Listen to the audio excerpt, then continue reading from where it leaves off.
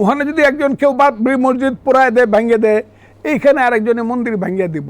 Every action must have its equal and opposite reaction, Newton's third law. বাতাস কিন্তু পশ্চিম দিক থেকে আসতেছে। গতকালকে কিন্তু পশ্চিম দিকে একটা ঝড় গেছে আমার দেশের পশ্চিম দিকে। সেটার প্রভাব আমাদের উপর কতটা? অবশ্যই পড়বে। আমরা তো মানুষ, গ্লোবাল মানুষ, অবশ্যই পড়বে।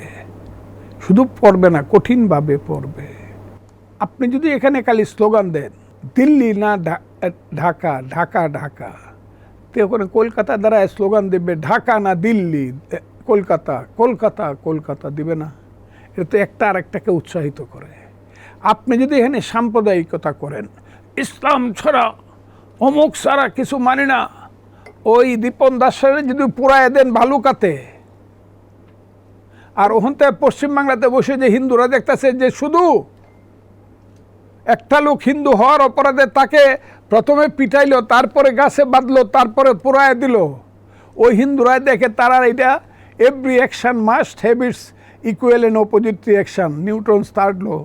বোঝার চেষ্টা করেন। তারা তো বলবে তাহলে আমরাও মুসলমান মারব। ওখানে যদি একজন কেউ বাবরি মসজিদ পোড়ায় দেয়, ভেঙে দেয়, এইখানে আরেকজনের মন্দির ভেঙে দিব। এই যে ধর্মীয় উগ্রতা, সাম্প্রদায়িকতার রাজনীতি, এই রাজনীতি পৃথিবী শেষ করে দিবে। যেখানে হবে সেই জাতিকে শেষ করে দিবে।